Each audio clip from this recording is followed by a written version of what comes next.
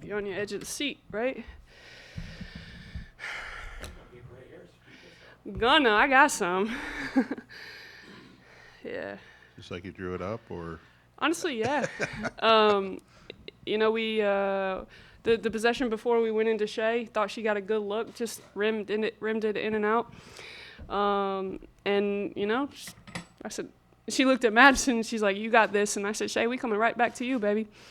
And we set her a little double rub screen, a diagonal back screen. Had Madison's link throwing the ball in.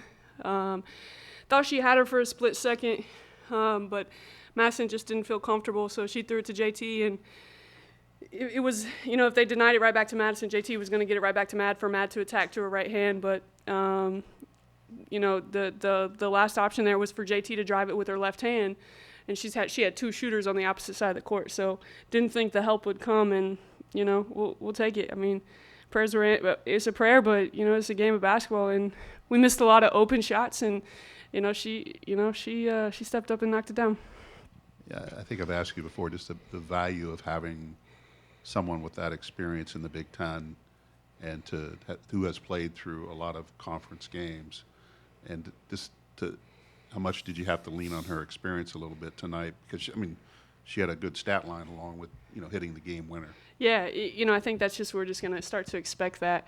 I think down in Florida, on the way down there on the plane, I was sitting next to Beth, and I was like, hey, we've got to find a way to get the ball in JT's hands a little bit more. And so we moved her to the point and slid Abby off the ball. And, you know, JT gets a little bit loose sometimes with her turnovers. And, you know, we had 11 at halftime, and she had 3, and Madison had 3.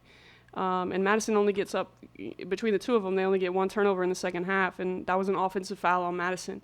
So those two did a much better job of just taking care of the basketball. But JT just understands it. You know, she's kind of got this like old man's pace to her, where she doesn't really get in a hurry. And you know, sometimes we're like, "Come on, JT, let's go." But she just gets it, and she's always looking for shooters. You know, you'll ask her, you know, playing with Cass and Matt and Abby Brooke, Jayla, who can knock down shots from the outside. That's what she wants to do. And you know, she's gonna be massive for us down the stretch. The biggest, I thought she rebounded the ball better today than she has in the past, and she got a couple steals coming in from the help side. So yeah, just a massive game, and you know, stat line's beautiful, but it's her leadership on the basketball court that kind of willed us to a win today. I mean, as you mentioned, I mean, it wasn't, you missed a lot of shots close to the basket, but just kind of for your group to back up what they did in Florida and then kind of gut out this win,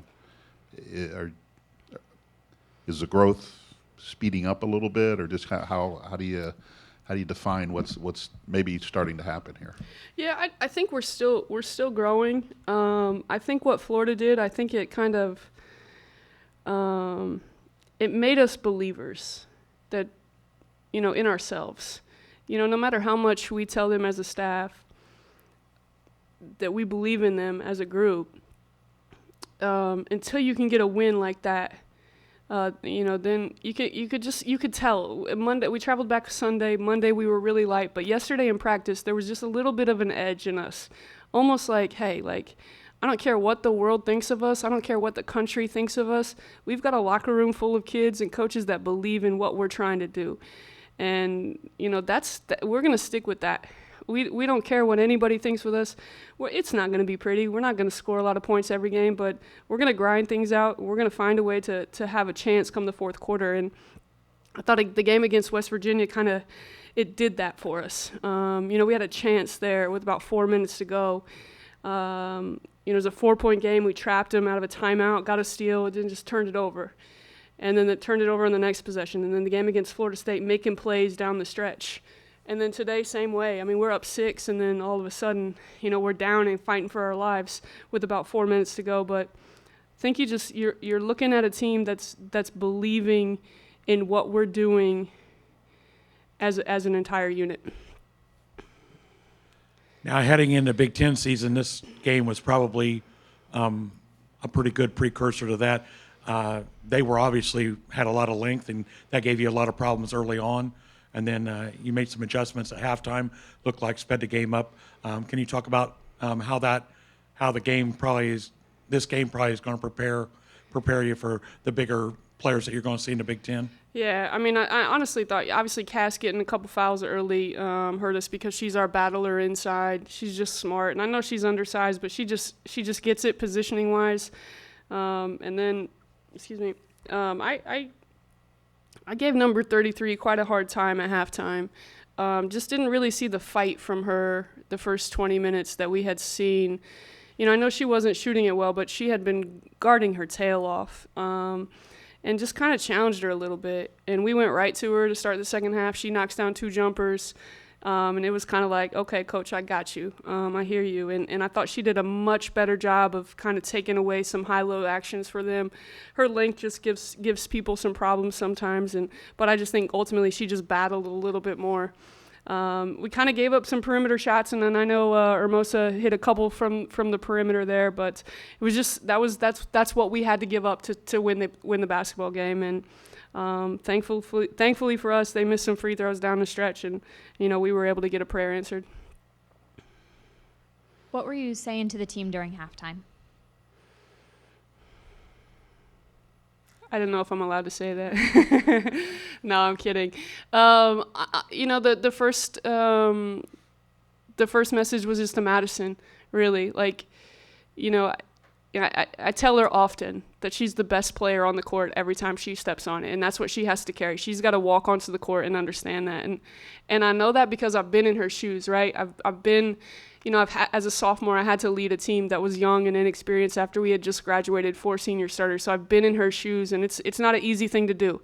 And she's playing a completely different role than what she did last year. But there's no other player on our team, and I think everybody on our team, we understand, like, that's our girl. Like, we're gonna try to make sure she gets it going.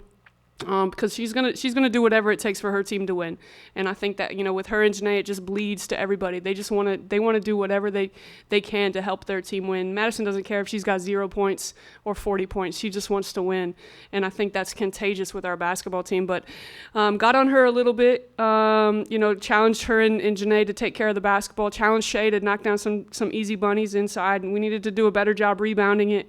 But just told them to relax. They've been doing it their whole life, but they've been shooting basketball their whole life. Just relax and have confidence and belief in what we were doing. It didn't translate to a lot of points in the second half, but the third quarter, I thought getting out in transition, I thought Abby did some really good things in the third quarter to get us out in transition.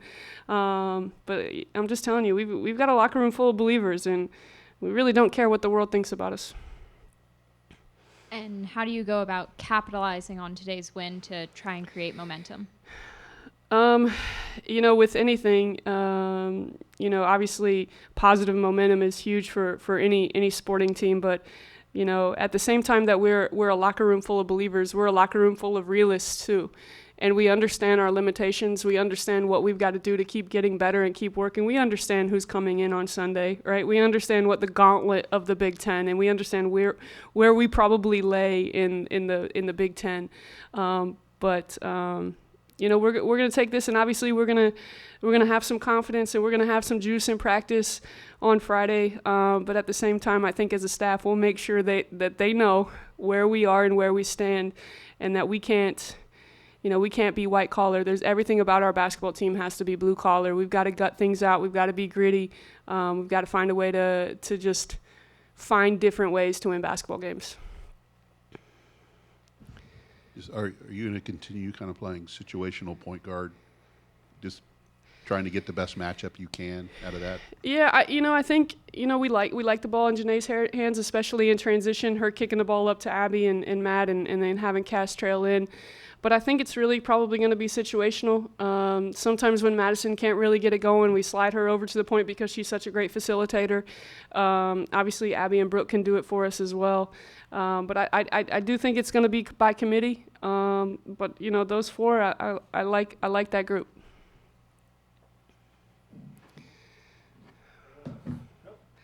All right, thanks, y'all.